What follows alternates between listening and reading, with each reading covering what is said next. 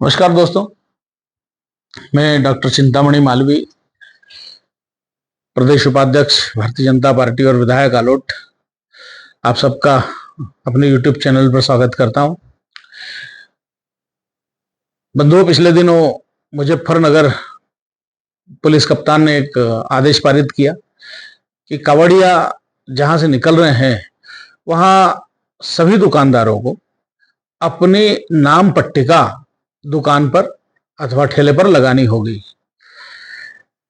ये आदेश निकलते ही तमाम बुद्धिजीवी, कम्युनिस्ट, विपक्षी पार्टियां और सोकॉल्ड सेक्युलर सारे एक साथ इकट्ठे हुए, चिल्लाने लगे, यह बांटने का फार्मूला है, इससे खाई और बढ़ेगी, इससे विवाद होंगे। और फिर पवन खेड़ा जैसे समझदार भी आए, उन्होंने कहा कि भाई ये तो दलित के खिलाफ आदेश है, ताकि लोग छुआछूत के कारण दलितों की दुकान से ना लें। दलित एंगल उसमें डाला। चूंकि पूरे मीडिया पर बार बार इसी यही छाया हुआ है, ऐसे में उचित है कि हम इस पर बारीकी से विचार करें कि ऐसा क्यों। क्योंकि हमें पीठिका में जाना चाहिए, भूमिका में जाना चाहिए। तो हम देखते हैं बंधुओं कि आजकल हर जेब में कैमरा हो गया, हर आदमी के पास कैमरा है, और इसलिए कोई भी हरकत छुपी नहीं हो सकती। और सोशल मीडिया के प्रचार प्रसार ने जो भी गलत होता है उसको जनता तक व्यापक स्तर पर पहुंचाने का एक बड़ा माध्यम बना है। और हम देखते हैं कि पिछले दिनों बहुत सारे ऐसे वीडियो आए, फोटोज आए कि कोई मुस्लिम दुकानदार नाली में सब्जी धो रहा है, बेच रहा है, कोई चाट रहा है, कोई थूक करके खाना खिला रहा है, कोई पेशाब कर रहा है, कोई दाल में विष्ठा कर रहा है और वो खिला रहा है। तो जब इस तरह के वीडियो आए तो स्वाभाविक रूप से जो कावड़ यात्रा है वो बहुत पवित्र मानी जाती है, पवित्रता के भाव के साथ लोग उसमें चलते हैं। तो ऐसा अभक्ष ना खा लें, इसलिए स्वाभाविक रूप से पिछली बार विवाद हुए, टेंशन बढ़ा, तो ऐसा आदेश दिया, जिसको फिर उत्तर प्रदेश सरकार ने पूरे उत्तर प्रदेश के लिए व्याप्त कर दिया। हम देखते हैं कि कोई भी प्रतिक्रिया क्रिया के बगैर नहीं हो सकती, जब इतनी सारी क्रियाएं थी। और मैं ये देखता हूं कि ये जो फिनोमेना है ये केवल भारत में ही नहीं है कि केवल भारत के मुसलमान इस तरह अभक्ष खिला रहे हो, या थूक करके, मूत करके, या नाली में धो करके और उसको सारा कर रहे हो। ऐसा केवल भारत में नहीं है, वर्ल्ड वाइड है। अभी पिछले दिनों करीब 6 महीने पूर्व में पढ़ रहा था अखबार में, आप नेट पर भी देख सकते हैं, कि ब्रिटेन में बर्किंघम नाम का एक शहर है, वहां पर मोहम्मद बासित और अमजद भट्टी, ये दोनों पाकिस्तानी हैं। तो पाकिस्तानी जो है वहां खैबर पास कबाब शॉप ऐसा करके एक दुकान चलाते हैं। तो कुछ लोग वहीं कबाब खाते हैं और कुछ लोग साथ में ले भी जाते हैं। उस दुकान के आसपास जब वहां से लेने वाले इकट्ठे 50 लोगों को पेट में इन्फेक्शन हुआ। और जब इन्फेक्शन हुआ, वो बढ़ा, तो उन्होंने डॉक्टर्स को दिखाया। और जब, क्योंकि वहां बहुत बारीकी से जांच होती है, और वहां जब उन्होंने जांच की तो पता चला कि उनके शरीर में, उनके भोजन में मानव मल पाया गया। अब मानव मल भोजन में कहां से आया, ये शोध का विषय हुआ, और एक साथ 50 लोगों को इन्फेक्शन हुआ। जब डायग्नोस किया तो वो मानव मल सामने आया। तो फिर लोगों को लगा कि भाई ढूंढना चाहिए, और जब देखा तो पता चला कि उन 50 ही लोगों ने, ये जो कबाब शॉप है, खैबर पास कबाब शॉप, इससे उन्होंने कबाब लिए थे। तो वहां जब छापा डाला तो पता चला वहां दो वो चल रही है, बनाने के अलग अलग जगह है। एक में मुस्लिमों के लिए बनाया जा रहा है, एक में नॉन मुस्लिम्स के लिए। तो आप देखिए कि भाई बर्किंघम ब्रिटेन जैसा स्वच्छ, सुंदर देश बहुत उच्च स्तर की जहां कानून व्यवस्था है, जो बहुत उदार लोग रहते हैं, उदारता से उन्होंने आने दिया, वीजा दिया, नागरिकता भी दी होगी, दुकान चलाने की सुविधा दी। एक तरफ कहाँ पाकिस्तान में आटे की मुश्किल हो रही है, वहां इतना अच्छा जीवन स्तर दिया, लेकिन वहां जिन्होंने उन्हें ये सब स्थान दिया है उनको भी मानव मल खिलाने का काम ही किया। ये रिकॉर्ड पर है। फिर केवल इतना नहीं, मैं वर्ल्ड वाइड है मैं इसलिए कह रहा हूं कि ऐसी ये पूरे विश्व की घटना है। मैं करीब 4-5 साल पहले इसराइल गया था, पूरा महीना इसराइल में था।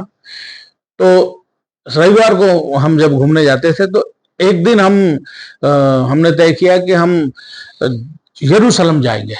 तो जब हम यरूशलेम, हमारी बस गई, तो यरूशलेम बहुत पुराना 5000 साल पुराना नगर है, पतली पतली गलियां हैं, और उसमें से हम बस से उतर करके पैदल ही गए। वहां जो ईसा है उनको क्रूसिफिकेशन किया था, उन्होंने क्रूस लेकर के चढ़े थे, हम उस रास्ते पर भी गए। तो जब हम जाने लगे तो वहां 3 तरह की बस्तियां, एक तरफ मुस्लिम है क्योंकि अलसक्का मस्जिद वहां है, एक तरफ यहूदियों की बस्तियां, एक तरफ ईसाइयों की बस्तियां, क्योंकि वहां स्वयं प्रभु यीशु पैदा हुए।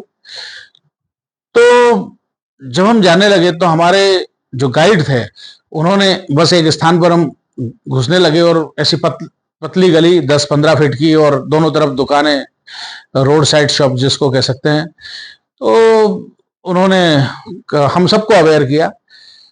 We were about 30 people.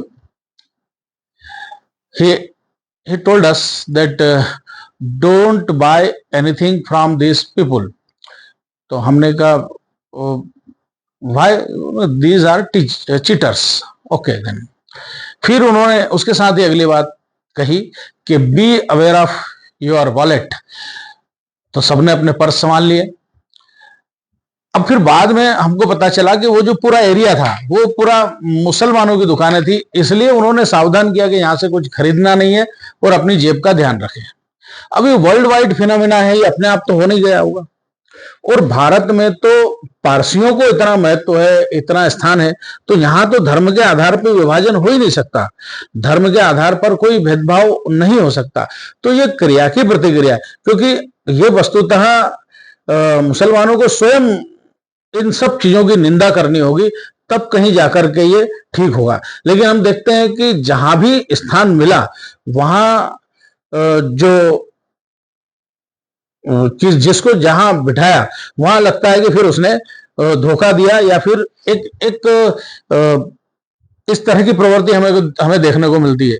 पिछले दिनों एक ड्राइवर सेना का ट्रक लेकर जा रहा है, और फिर वो सेना का ट्रक खाई में गिर जाता है, 9 सिपाही मारे जाते हैं, लेकिन ड्राइवर कूद गया।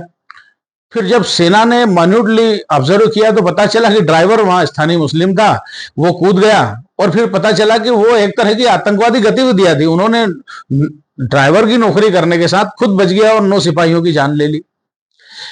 गुजरात में हुए ट्रेन हादसे में हम सबको पता है कि वहां इंजीनियर जो है वो मुस्लिम था।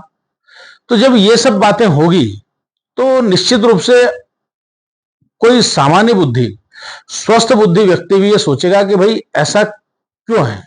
अभी अभी एक डीएसपी आतंकवादियों का साथ देने में, उनको सूचनाएं देने में, उनका हरावल दस्ता एक तरह से था वो, और वो पकड़ा गया। तो ऐसी अनेक घटनाएं होती है। तो स्वाभाविक रूप से इसको इस तरह एंगल नहीं दिया जा सकता। फिर केवल एक तरफा बात तो हो नहीं सकती। जब हिजाब की बात आती है तो तमाम कांग्रेस और तमाम सारे दल कहते हैं कि भाई हिजाब जो है उनकी पसंद का काम है, वो अपनी पहचान कायम रखना चाहते, पहचान खोना नहीं चाहते। पहचान का बड़ा, आइडेंटिटी का बड़ा प्रश्न आया पिछली बार। तो जब यहां आप पहचान बताना चाहते हो और यहां पहचान छुपाना चाहते हो, ऐसा क्यों है?